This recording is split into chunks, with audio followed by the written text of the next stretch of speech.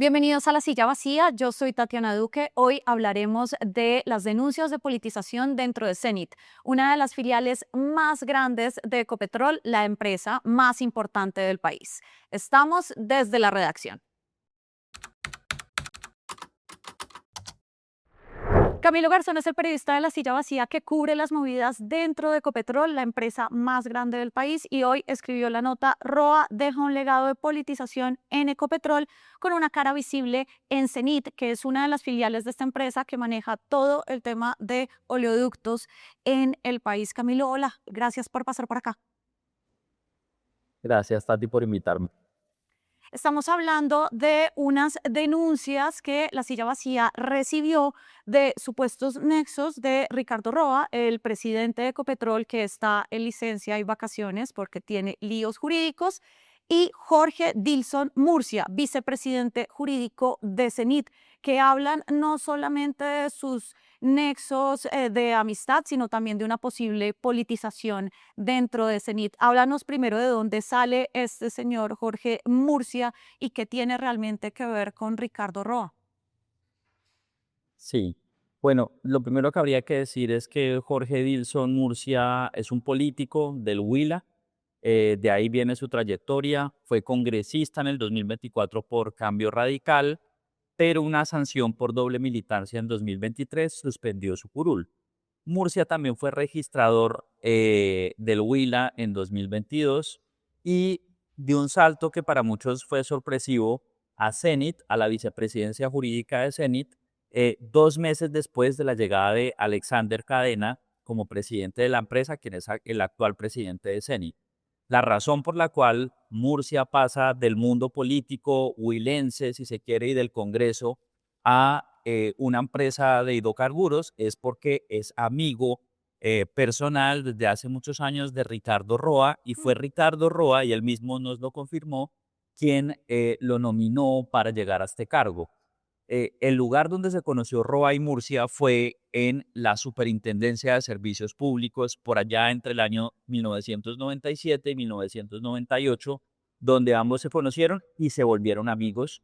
Y esa relación de amistad, digamos que Murcia es muy claro en decir que existe, que él la ha hecho pública, y tan es así que pues Murcia ha sido defensor de Ricardo Roa en distintos momentos de la gestión de la empresa, incluyendo recientemente cuando hubo toda esta presión en la ciudadanía y en distintos sectores para que saliera del cargo. Y recientemente Jorge Murcia compartió un trino en el que dijo, manifestó su apoyo a Ricardo Roa, y entonces dijo: Ricardo Roa no se va, y compartió este hashtag que se estaba moviendo en su momento: Roa no se va de Ecopetrol, en ese momento en el que estaba en entredicho su permanencia en el cargo, luego de la presión que había por que saliera de su cargo tras las imputaciones que le hizo la fiscalía. Y Mm. bueno, pues Y al finalmente final no se fue. Roa no se fue, está solamente en una licencia de vacaciones, pero volverá. La nota que publicaste salió hoy, este 27 de abril, y en horas de la mañana el presidente Gustavo Petro en Twitter la desvirtuó diciendo lo siguiente: aquí, señores de La Silla Vacía, digan primero que la familia de la dueña de su medio, es decir, Juanita León, tenía un contrato con la vieja administración uribista de Ecopetrol por 65.000 millones de pesos. Es eso lo que origina la acusación de sesgo electoral en sus contenidos en favor de la candidatura de los grandes empresarios especuladores de Colombia, todos uribistas que viven del Estado y de sus contratos como parásitos. Esto tiene que ver específicamente con una red de mentiras y de manipulación de la verdad que La Silla Vacía ha sido víctima durante las últimas 2 semanas. A eso, al presidente Gustavo Petro le tenemos que responder lo siguiente, y también lo hicimos en la misma cuenta de Twitter, pero lo vamos a reiterar por acá. Presidente Petro, su afirmación es un abierto ataque a la libertad de prensa. La familia de la dueña de este medio, es decir, Juanita León, no ha tenido ningún contrato con Ecopetrol por 65.000 millones de pesos. Lo que hizo esa empresa, que hace 5 años fue vendida por la familia León, fue comprarle a Ecopetrol el producto polietileno de baja densidad, cuyo único fabricante en el país es Ecopetrol en Barrancabermeja. Le pedimos entonces que rectifique su desinformación y le solicitamos que cese ya la campaña de desprestigio contra la silla vacía. Hasta el momento en que estamos grabando este episodio, pues el presidente Gustavo Petro no se ha retractado. Camilo, hay tres frentes en estos factores de poder que hablan de que el señor Jorge Murcia no solamente es el vicepresidente jurídico de Cenit, sino también es el verdadero poder de Cenit por encima del presidente Cadena. El primero es los nombramientos que ha hecho Murcia desde que llegó a la vicepresidencia jurídica, que muchos, si no todos, son de su cuerda política en el Huila. Cuéntanos quiénes son. Sí, entonces, claro, lo que nos han mostrado las fuentes es que hicieron esta denuncia, es que la empresa se ha venido politizando bajo el ala de nuevos nombramientos que han llegado con Jorge Dilson Murcia. Nos mencionaron varios de ellos. Uno, por ejemplo, es Luz Dey Artunduaga, que fue exalcaldesa del municipio de Acevedo Huila entre el 2016 y el 2019 y que llegó a operar como la tarea social de un programa que inauguró Jorge Dilson, del que ya vamos a hablar. A ella en 2021 la Procuraduría le había proferido cargos por presuntas irregularidades en la firma de unos contratos en los que presuntamente habían puesto unos requisitos desproporcionados y actualmente ella ya no trabaja en la empresa, salió en agosto del 2025. Ese es uno, pero también está Fiorella Carbono, que ha sonado mucho porque es la sobrina del juez que tiene el caso de Nicolás Petro. Ella llegó a un cargo como abogada junior en mayo del 2025 y en ese caso, por ejemplo, nosotros le preguntamos a Cenit, bueno, ayúdenos a entender si esta persona tiene los requisitos para estar en el cargo y nos mostraron que sí, que efectivamente acreditó lo que se pedía formalmente para estar en ese cargo. Pero ahí viene una discusión y es que todos los perfiles que encontramos, si bien sí cumplen con los requisitos formales para estar en el cargo, es decir, tienen 2 o 8 años de experiencia, lo que muchos señalan es que no tienen los requisitos más de la experiencia en el sector, es decir, haber trabajado previamente en una empresa de hidrocarburos, como solía ser los perfiles que entraban a la empresa antes. Entonces, es ahí donde está, digamos, lo que ha sido manifestado como un cambio del tipo de perfil, ¿no? Hay otro caso, por ejemplo, que es la asistente personal de Tito Murcia, que es Grace María Salazar, que también había trabajado en la alcaldía de Garzón Huila, y también Carlos Alberto Duzán Calderón, que llegó en 2025 y es el hermano de Jaime Duzán, el actual presidente de Colpensiones. Te iba a preguntar justamente eso porque son los mismos apellidos. ¿Qué explicaciones da el señor Murcia de que lleguen pues, personas de su cuerda política y también de la cuerda política de altos funcionarios del gobierno Petro? Sí, la explicación que él dice es que claramente él va a trabajar con sus amigos. Él dice, claro que yo trabajo con mis amigos y con amigas, yo no desconozco a mis amigos, yo he traído aquí amigos huilenses y dice, pues bueno, entonces ¿a quién es que yo tengo que contratar entonces si no puedo trabajar con mis amigos? ¿No? Entonces él es como muy frentero en decir, sí, vengo a trabajar con mis amigos y aquí lo que había era una especie de élite de abogados bogotanos que son los que están haciendo la denuncia en su contra porque él ha llegado con una serie de cuadros huilenses, ¿no? Entonces se vuelve como él lo interpreta como un conflicto regional y un conflicto de clase que está ocurriendo en CENI. Ya hablamos de los supuestos nexos políticos y de los aliados y amigos que ha traído el señor Murcia a Cenit, pero hablemos del supuesto manejo político de ciertos proyectos con comunidades, en particular el de los MAPS, allá donde tú estás, en Santa Marta. Cuéntanos qué es eso, vamos a ver unas imágenes de cómo son estos proyectos y cómo los vende Cenit mientras nos vas contando.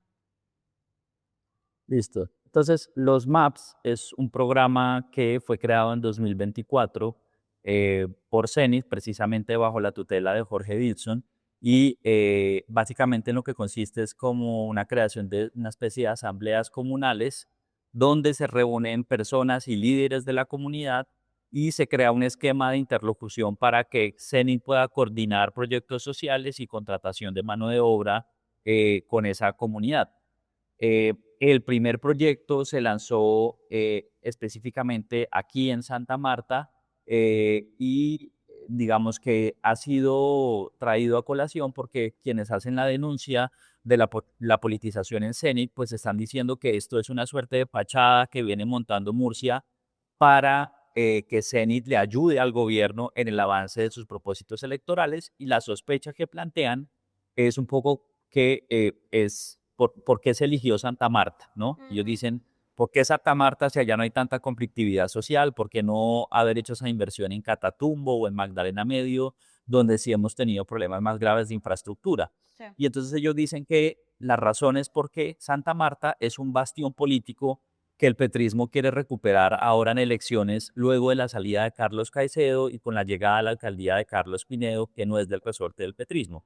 Y en ese sentido, los MAP sería como un mecanismo para recoger bases de datos, líderes sociales y mover la estrategia electoral del petrismo ahora en las elecciones. Técnicamente eso Esa es no como la tendría mucho sospecha. sentido, Cami, perdón, técnicamente eso no tendría mucho sentido teniendo en cuenta que, pues a pesar de que en este momento el caicevismo no está en el poder en Santa Marta, pues lo ha estado durante los últimos 15 años y justamente el caicevismo y el pacto histórico no hicieron alianza para la alcaldía en Santa Marta. De hecho, fue el pacto histórico con varios partidos tradicionales los que hicieron una alianza. ¿Qué responde Cenit al respecto? Sí, entonces Zenit lo que dice es que eso se eligió en Santa Marta, el piloto, no por una razón política, sino porque ese es un lugar muy sensible para la operación de Zenit, Mm. porque ahí se encuentra una estación que es la estación Pozos Colorados, que es un punto estratégico para la importación de combustibles a Colombia. Por ahí, por Pozos Colorados, entra el 82% de los refinados de Colombia, o sea, gasolina, jet fuel, nafta, llega ahí, y para el momento en el que entró Murcia a su cargo, en 2024, esa estación estaba parada. ¿Por qué? Porque había protestas de comunidades de barrios aledaños a la estación, muchos de los cuales son barrios muy pobres, que decían que estaban muy molestos porque Cenit no les había dado ningún tipo de ayuda social, ningún tipo de proyecto. Y entonces ellos lo que explican es que la construcción de los MAPS, que tuvo un piloto en el 2025 y que reunió a más de 5.000 personas, precisamente era para contener esa insatisfacción, y lo que dicen es que eso les funcionó porque desde el momento en el que implementaron la estrategia de los MAPS, que se hizo en cabeza de Luz de la que fue una política huilense, desde ese momento no se han vuelto a dar bloqueos sociales en la estación de Pozos Colorados, y ellos hablan de que esta estrategia la van a extender luego a unos nuevos puntos donde también tienen problemas de relacionamiento con las comunidades, como en Pelaya, en Cesar y también en Coveñas, en Sucre. Técnicamente, entonces, con esas cifras que dio Cenit, se desvirtuaría un poco el tema electoral, sobre todo también porque la realidad electoral en Santa Marta no cuadra con lo que decían las denuncias. El tercero de los cuestionamientos es que de la mano de Jorge Tilson Murcia, pues entraron nuevos proveedores a la compañía, a Cenit. ¿Qué fue lo que encontraste durante esta investigación? Sí, entonces este otro frente es que lo que se menciona es que también la contratación ha cambiado bajo la tutela de Jorge Wilson, y en concreto se señala un contrato para la representación legal de la empresa ante pleitos que le puedan salir en el camino. Y la representación legal la venía siendo una empresa distinta que se llamaba Paredes López, y con Wilson Murcia se cambió de proveedor y entró una empresa llamada Gesicobro, una empresa de Cartagena que terminó ofreciendo para este contrato una licitación por 23.000 millones de pesos. Ahí la podemos ver. Este es el documento eh, con la propuesta que hizo Gesicobro, y pues era 21.000 millones sin IVA. Y lo que se ha señalado, lo que se cuestiona primero es que la empresa no tiene experiencia en el sector de transporte de hidrocarburos, sino en cobro de cartera de servicios públicos. Y pues ahí, digamos, la discusión es si esa empresa realmente tiene o no la manera de acreditar la experiencia para ejecutar ese contrato. Los críticos dicen que no, que es una empresa que realmente no sabe del tema, pero Cenit responde que ellos sí acreditaron la experiencia y que tienen cómo probar que ya habían hecho apoyo legal al sector de hidrocarburos desde muchos años atrás. Camilo, para terminar toda esta conversación y las denuncias que ha habido sobre la politización de varias empresas y filiales de Ecopetrol vienen en el marco de la discusión sobre el gobierno corporativo de la petrolera más grande del país. ¿Cómo crees que cae estas denuncias y lo que encontraste en esa discusión? Esta denuncia cae en un momento clave y es que precisamente la semana pasada la calificadora de riesgo Moody's le bajó la calificación crediticia a la petrolera, aduciendo que tiene una visión menos favorable precisamente por la participación del gobierno en la petrolera.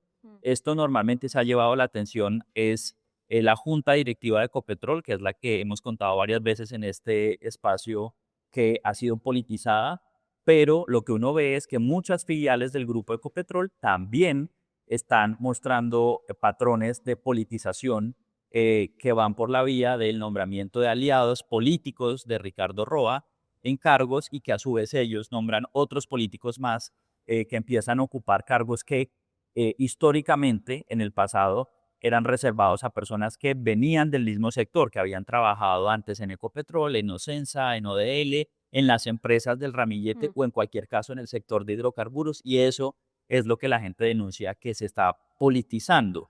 Pero lo clave es decir que en todo caso nosotros no encontramos que haya corrupción. No la vimos, buscamos, nos denunciaban que había corrupción, pero no encontramos que eh, se esté haciendo corrupción en Cenit. Lo que encontramos es en todo caso que la empresa sí se está politizando y eso en todo caso es bastante grave, como muestra la calificación reducida de Ecopetrol por Moody's. Roa deja un legado de politización en Ecopetrol con una cara visible en Cenit. Es la nota que escribió Camilo Garzón y ya puede leer en lasillavacía.com. Gracias, Camilo.